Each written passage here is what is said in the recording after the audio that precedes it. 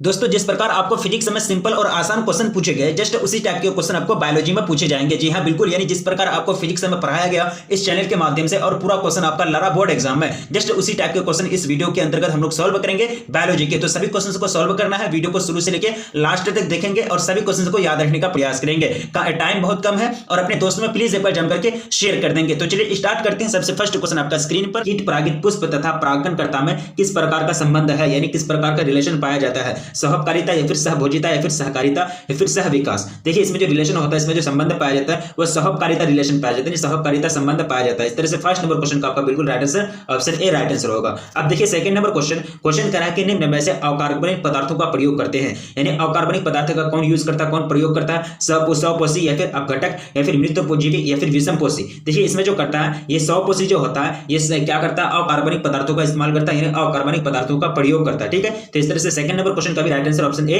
Right answer हो जाएगा। अब देखिए थर्ड नंबर क्वेश्चन काफी इंपॉर्टेंट क्वेश्चन है। सारे क्वेश्चन का आंसर को कमेंट करना है, फिर बाद में हम क्या करेंगे, कमेंट को रिव्यू करेंगे, जो आपका क्वेश्चन रहेगा उसका आंसर देने की हम कोशिश करेंगे। क्वेश्चन कह रहा है कि अत्यधिक निक्षालन के फलस्वरूप Fe तथा Al यानी लोहा और एल्यूमिनियम धनी मृदा कहलाती है। कैसे धनी मृदा कहलाती है? लेटेराइट या फिर अपघटक या फिर मृतजीवी या फिर विषमपोषी। तो यहाँ जो राइट आंसर हो जाएगा वो हो जाएगा लेटेराइट, यानी अत्यधिक निक्षालन के फलस्वरूप Fe तथा Al धनी मृदा कहलाती है। क्या कहलाती है? लेटेराइट कहलाती है। ठीक है, यानी लोहा और एल्यूमिनियम वाला जो धनी मृदा होगा उसको क्या कहेंगे? लेटेराइट कहेंगे। अब क्वेश्चन कह रहा है कि आयु संरचना का ज्यामितीय निरूपण किसका विशिष्टता है, यानी किसकी विशिष्टता है, किसकी खासियत है? जैविक समुदाय या फिर समष्टि या फिर भूदृश्य या फिर पारितंत्र। आयु संरचना का ज्यामितीय निरूपण किसकी विशिष्टता है? ठीक है, फोर्थ नंबर क्वेश्चन। तो ये जो हो जाएंगे समष्टि की विशिष्टता होती है। किसकी? समष्टि की विशिष्टता होती है आयु संरचना का ज्यामितीय निरूपण। ठीक है, अब देखिए क्वेश्चन नंबर 5, काफी सिंपल क्वेश्चन है, ज्यादा टफ क्वेश्चन नहीं है। क्वेश्चन करा कि पारिस्थितिक तंत्र में ऊर्जा का प्रवाह आहार श्रृंखला होता है, आहार श्रृंखलागत होता है। पारिस्थितिक तंत्र में ऊर्जा का प्रवाह आहार श्रृंखलागत होता है, एक दिशीय में या फिर द्विदिशीय या फिर बहुदिशीय या फिर निर्दिशीय।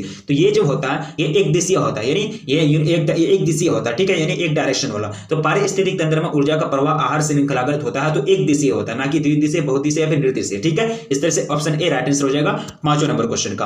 अब देखिए क्वेश्चन नंबर कह रहा है कि बाघ उपभोक्ता है। कौन सा श्रेणी का बाघ उपभोक्ता? प्रथम श्रेणी में आएंगे या फिर द्वितीय श्रेणी या फिर तृतीय श्रेणी या फिर इनमें से कोई नहीं। तो बाघ जो उपभोक्ता है वो द्वितीय श्रेणी में आते हैं। किसमें? सेकंड सीरीज में, यानी द्वितीय श्रेणी में आते हैं। तो बाघ उपभोक्ता कौन सा श्रेणी का हो जाएंगे? द्वितीय श्रेणी का, यानी ऑप्शन बी राइट आंसर हो जाएगा 6 नंबर क्वेश्चन का। क्वेश्चन कह रहा है कि तालाब द्वारा निरूपित पारिस्थितिक तंत्र है। क्वेश्चन नंबर नेक्स्ट क्या कह रहा है कि तालाब द्वारा निरूपित पारिस्थितिक तंत्र है, लेंटिक या फिर लोटिक या फिर जरिक या फिर वेंदिक। ठीक है, तो ये जो है ये एक प्रकार का लेंटिक है, यानी तालाब द्वारा निरूपित पारिस्थितिक तंत्र क्या है? लेंटिक है, यानी ऑप्शन ए बिल्कुल राइट आंसर हो जाएगा। अब आगे बढ़ेंगे नेक्स्ट क्वेश्चन की ओर। क्वेश्चन को ध्यान दीजिएगा। क्वेश्चन कह रहा है कि समुद्र तल पर रहने वाले जंतु को कहते हैं, क्या कहते हैं? समुद्र तल पर रहने वाले जंतु को लेंटिक कहते हैं या फिर पेलाजिक कहते हैं या फिर वेंदिक कहते हैं, फिर लोटिक कहते हैं। देखिए, इसको जो कहा जाता है इसको वेंदिक कहा जाता है, यानी समुद्र तल पर रहने वाले जंतु को क्या नाम दिया जाता है? वेंदिक का नाम दिया जाता है। उसको वेंदिक कहकर के मतलब पुकारा जाता है, उसको वेंदिक कहलाते हैं। ठीक है, तो 80 नंबर क्वेश्चन का ऑप्शन सी राइट आंसर हो जाएगा। अब नेक्स्ट क्वेश्चन की ओर। क्वेश्चन कह रहा है कि वायुमंडलीय आर्द्रता को किससे मापा जाता है, यानी वायुमंडल जो आर्द्रता होती है, जो ह्यूमिडिटी होती है, उसको किससे मेजर किया जाता है, किससे मापा जाता है? ऑक्सीनोमीटर या फिर हाइग्रोमीटर या फिर फोटोमीटर या फिर पोटोमीटर। ठीक है, तो ये जो मापा जाता है ये हाइग्रोमीटर के द्वारा, किसके द्वारा? हाइग्रोमीटर के द्वारा मापा जाता है, यानी वायुमंडलीय आर्द्रता को किससे मापा जाता है? तो हाइग्रोमीटर के द्वारा मापा जाता है। ऑप्शन बी राइट आंसर होगा 9 नंबर क्वेश्चन का। अब क्वेश्चन नंबर 10, क्वेश्चन कह रहा है कि गेंडा अभ्यारण्य किस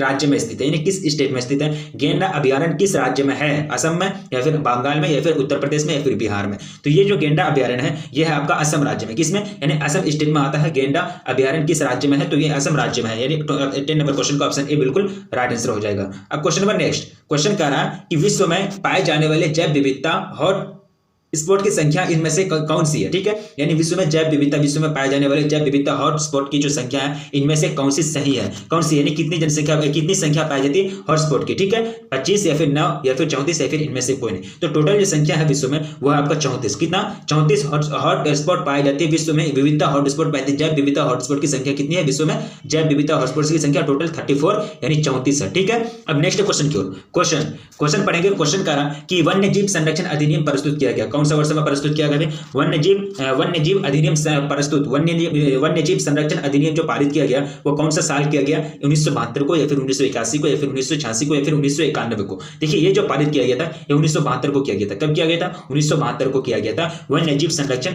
अधिनियम। क्वेश्चन, भारत का राष्ट्रीय पक्षी है, यानी भारत का राष्ट्रीय पक्षी पूछ रहा क्वेश्चन कि भारत का राष्ट्रीय पक्षी कौन है? ठीक है, पेवो क्रिस्टेसस या फिर फ्लेमिंगो या फिर कोलंबा लिविया या फिर सीटेकुला। ठीक है, तो यहाँ आपको राइट आंसर चूज करना है कि भारत का जो राष्ट्रीय पक्षी है वो कौन सा? तो ये हो जाएंगे पेवो क्रिस्टेसस। क्या हो जाएंगे? पेवो क्रिस्टेसस जो है भारत का राष्ट्रीय पक्षी है, यानी नेशनल जो है आपका बर्ड है। ठीक है, इस तरह से 30 नंबर क्वेश्चन का ऑप्शन ए बिल्कुल राइट आंसर हो जाएगा।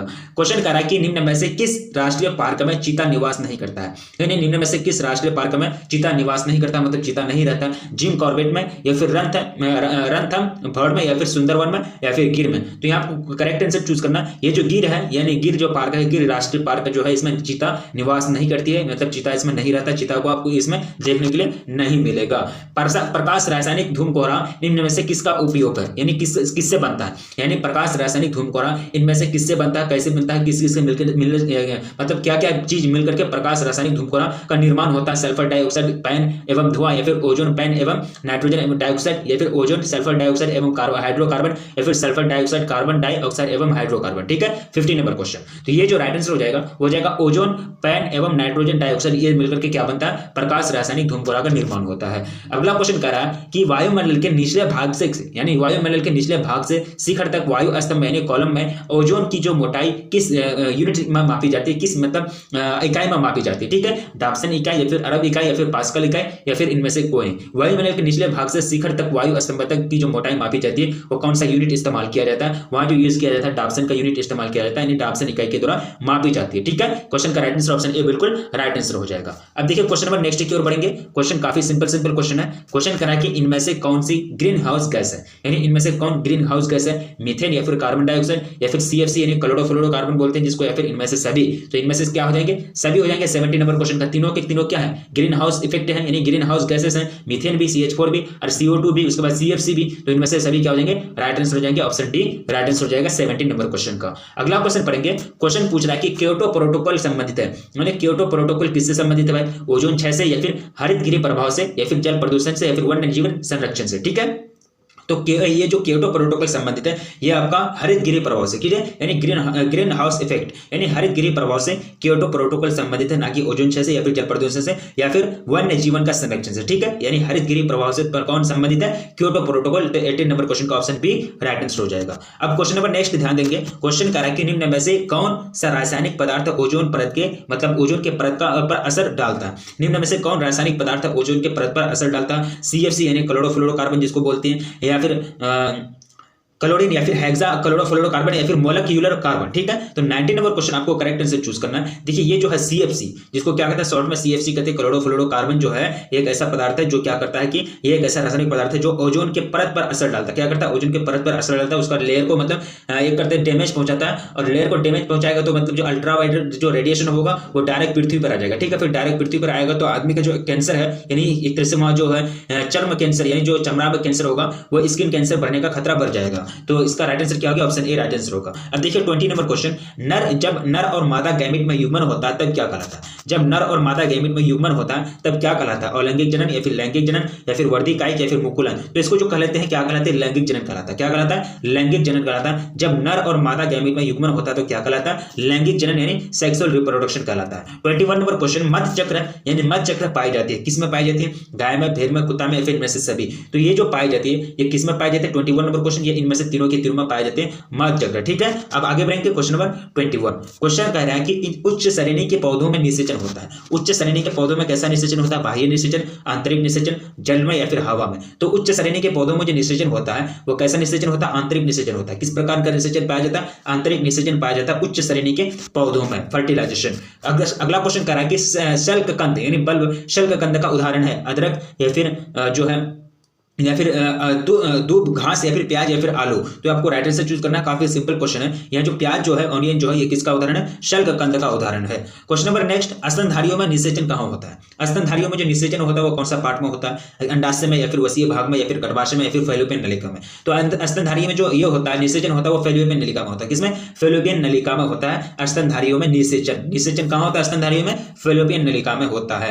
25 नंबर क्वेश्चन कह रहा है कि द्विबीजपत्री पौधों के सामान्य भ्रूणकोश में केंद्रकों की क्या व्यवस्था होती है? द्विबीजपत्री पौधों के सामान्य भ्रूणकोश में केंद्रकों की क्या व्यवस्था होती है? आपको राइट आंसर चूज करना है। आपको राइट आंसर चूज करना है 25 नंबर क्वेश्चन का। ये क्वेश्चन आपको भूलना नहीं है। तो ये जो होती है 3+2+3 क्या हो जाएगा? 3+2+3 ये व्यवस्था होती है। यही मतलब अरेंजमेंट होता है 3+2+3, यानी ऑप्शन बी राइट आंसर होगा 25 नंबर क्वेश्चन का। बीज चोल का निर्माण होता है। अब बीज चोल का निर्माण कहाँ होता है? मतलब बीज चोल का मतलब कंस्ट्रक्शन कहाँ होता है? कहाँ मतलब बनता है? ठीक है, पेरिकार्प में या फिर एपिकार्प में या फिर बीजांड कवच से या फिर न्यूक्लियस न्यूसिल से या फिर न्यूसिलर से। ठीक है, तो 26 नंबर क्वेश्चन, तो ये जो बनता है ये पेरिकार्प में बनता है। यानी बीज चोल का निर्माण कहाँ होता है? पेरिकार्प में होता है। ऑप्शन ए आपका राइट आंसर हो जाएगा 26 नंबर क्वेश्चन का। काफी सिंपल क्वेश्चन है। क्वेश्चन आपका नेक्स्ट कह रहा है कि निम्न में से किस पादप में बीज तो बनता है लेकिन पुष्प नहीं? निम्न में से किस पादप में बीज तो बनता है लेकिन पुष्प नहीं? मक्का में, पुदीना में, फिर पीपल में, फिर चीर में। तो 27 नंबर क्वेश्चन का बिल्कुल आंसर चीर हो जाएगा। चीर में बीज का निर्माण होता है बट फूल में नहीं होता, बट उसमें फ्लावर जो होता है फूल नहीं खिलता, मतलब पुष्प नहीं होता है। यानी 27 नंबर क्वेश्चन का ऑप्शन डी राइट आंसर हो जाएगा। भूमि फलनी फल है। भूमि फलनी फल कौन है भाई? भूमि फलनी फल आलू या फिर मूंगफली या फिर प्याज या फिर अदरक। तो भूमि फलनी फल के बारे में बोला जाए। ठीक है, तो फल जो हो जाएंगे ये मूंगफली हो जाएंगे। ठीक है, यानी भूमि फलनी फल जो है वो कौन सा है? मूंगफली क्या है? भूमि फलनी फल का उदाहरण है। 28 नंबर क्वेश्चन का ऑप्शन बी राइट आंसर हो जाएंगे। 29 नंबर क्वेश्चन आपका स्क्रीन पर, वायु परागन सामान्यतः पाया जाता है। वायु परागन सामान्यतः पाया जाता है तिरी में या फिर घासों में या फिर आर्किडक्स में, आर्किडक्स में या फिर लेग्यूमस में। ठीक है, तो ये जो पाया जाता है वायु परागन सामान्यतः ये पाया जाता है घासों में। किसमें? वायु परागन जो पाया जाता है सामान्य किसमें पाया जाता है? घासों में पाया जाता है। 29 नंबर क्वेश्चन सॉल्व हो गया मेरा। 30 नंबर क्वेश्चन की ओर ध्यान दीजिएगा। क्वेश्चन कह रहा है कि शोषक मनुष्य एवं अन्य प्लेसेंटल स्तनियों में अंडे का निषेचन होता है। कहां होता है? शोषक मनुष्य में एवं अंडे, शोषक मनुष्य एवं अंडे अन्य प्लेसेंटल स्तनधारियों में जो अंडे का निषेचन होता है, फर्टिलाइजेशन, वो कहां होता है? अंडाशय में, फैलोपियन नलिकाओं में या फिर सर्विक्स में या फिर गर्भाशय में। 30 नंबर क्वेश्चन, तो ये जो होता है फैलोपियन नलिकाओं में। किसमें होता है? फैलोपियन नलिकाओं में, यानी ऑप्शन बी राइट आंसर हो जाएगा 30 नंबर क्वेश्चन का। 31 क्वेश्चन कह रहा है कि सर्टोली कोशिकाएं सहायक होती है। सर्टोली कोशिकाएं किसमें सहायक होती है भाई? एंजाइम उत्पादन में, अंडा निर्माण में या फिर शुक्राणु के परिपक्वन में या फिर अंडाणु के परिपक्वन में। ठीक है, तो ये जो सहायक होती है ये होती है शुक्राणु के परिपक्वन में। किसमें? यानी सर्टोली कोशिकाएं सहायक होती है शुक्राणु के परिपक्वन में सहायक होती है। 31 नंबर क्वेश्चन का ऑप्शन सी राइट आंसर हो जाएगा। अब देखिए 32 नंबर क्वेश्चन दिख रहा होगा। क्वेश्चन कह रहा है कि अंडाणु के भेदने से पूर्व शुक्राणु का परिपक्वन क्या कहलाता है? अंडाणु के भेदने से पूर्व शुक्राणु का जो परिपक्वन होगा उसको क्या कहलाता है? उसको कहते हैं कैपेसिटेशन। क्या कहते हैं? कैपेसिटेशन। क्या कहते हैं उसको? कैपेसिटेशन। यानी ऑप्शन ए बिल्कुल राइट आंसर हो जाएगा 32 नंबर क्वेश्चन का। अब क्वेश्चन नंबर नेक्स्ट 33, फैलोपियन नलिका का अंडाशय से निकटस्थ भाग होता है। यानी फैलोपियन नलिका का अंडाशय से निकटस्थ भाग होता है सकान पथ या फिर वायु कोष्ठिका या फिर गर्भाशय, ग्रीवा या फिर तुम्बिका। ठीक है, तो यहां जो राइट आंसर हो जाएगा वो हो जाएगा वायु कोष्ठिका। ऑप्शन बी राइट आंसर हो जाएंगे। क्वेश्चन नेक्स्ट कह रहा है कि मलेरिया रोग फैलता है। किससे फैलता है? नर क्यूलेक्स मच्छर से या फिर नर एनोफिलिस मच्छर से या फिर मादा एनोफिलिस मच्छर से या फिर मादा एडिस मच्छर से। तो यहां जो मलेरिया फैलता है वो किससे? मादा एनोफिलिस मच्छर से। यानी मादा एनोफिलिस मच्छर से कौन सा रोग फैलता है? मलेरिया रोग फैलता है। इस तरह से 34 नंबर क्वेश्चन का ऑप्शन सी राइट आंसर हो जाएंगे। ठीक है, सारे क्वेश्चन का आंसर को कमेंट करने की कोशिश कीजिएगा क्योंकि आपका मनोबल इसी से बढ़ता है, मतलब कॉन्फिडेंस इसी से बढ़ता है। अब अगर आपको क्वेश्चन बोला जाए उसका आंसर आप पहले से दे देते हैं तो आपका क्या होता है कि कॉन्फिडेंस बढ़ता है। अब देखिए 35 नंबर क्वेश्चन आपका स्क्रीन पर। क्वेश्चन कह रहा है कि कुष्ठ रोग होता है जीवाणु द्वारा, विषाणु द्वारा, फिर कवक द्वारा या फिर उपयुक्त सभी। तो कुष्ठ रोग जो फैलता है ये किसके द्वारा होता है? ये होता है जीवाणु के द्वारा। किसके द्वारा? जीवाणु के द्वारा कुष्ठ रोग होता है। ऑप्शन ए बिल्कुल राइट आंसर हो जाएगा 35 नंबर क्वेश्चन का। क्वेश्चन नंबर नेक्स्ट की ध्यान दीजिएगा। सारा क्वेश्चन सिंपल क्वेश्चन है, कोई टफ क्वेश्चन नहीं है। ओंकोजिन यानी ओंकोजिन इनमें से किसके लिए उत्तरदायी है? कैंसर के लिए या फिर एड्स के लिए या फिर क्षयरोग के लिए या फिर पोलियो के लिए? ओंकोजिन के बारे में बात की जा रही है। ठीक है, तो ओंकोजिन इनमें से किसके लिए उत्तरदायी है? तो ओंकोजिन जो उत्तरदायी है इनमें से कैंसर के लिए उत्तरदायी है। यानी कैंसर जो रोग होता है उसी के लिए उत्तरदायी है ओंकोजिन। यानी 36 नंबर क्वेश्चन का ऑप्शन ए बिल्कुल राइट आंसर हो जाएंगे। अब क्वेश्चन नंबर नेक्स्ट की ओर। क्वेश्चन कह रहा है कि सारा सिंपल क्वेश्चन है, कोई टफ नहीं, कोई टफ क्वेश्चन नहीं है। क्वेश्चन कह रहा है कि इनमें से कौन जीवाणु जनित रोग है? ठीक है, यानी जीवाणु से होने वाला रोग, कुष्ठ रोग या फिर क्षय रोग या फिर हैजा या फिर इनमें से सभी। तो यहाँ जो राइट आंसर हो जाएगा वो हो जाएगा इनमें से सभी। मतलब तीनों रोग जो है, कुष्ठ रोग जिसको बोलते हैं, उसको क्षय रोग यानी ट्यूबरकुलोसिस टीबी बोलते हैं, हैजा जो है ये तीनों के तीनों जीवाणु जनित रोग है, मतलब जीवाणु से होने वाला रोग है। तो 35 नंबर क्वेश्चन का ऑप्शन डी राइट आंसर हो जाएंगे। 38 नंबर क्वेश्चन। क्वेश्चन कह रहा है कि एसिटा यानी एसिटा बुल्लेरिया निम्न में से क्या है?